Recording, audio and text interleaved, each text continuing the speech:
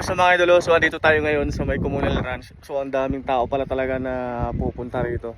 Isa ito sa mga tourist spot ng bukid doon. So napakaraming hayop o baka dito. Ayan. At ang dami ring mga dumadayo, grabe haba ng pila. Tapos yung entrance 70 lang yung isa. Tapos yung pag may dala kang sasakyan, so 200 yon. Tapos 50 yung motor. Okay? Pag ipasok mo sa loob. Tapos wala na yata bayad yung bata, 10 taon pababa. So wala nang bayad sila. So napakalawak na bukid na ito.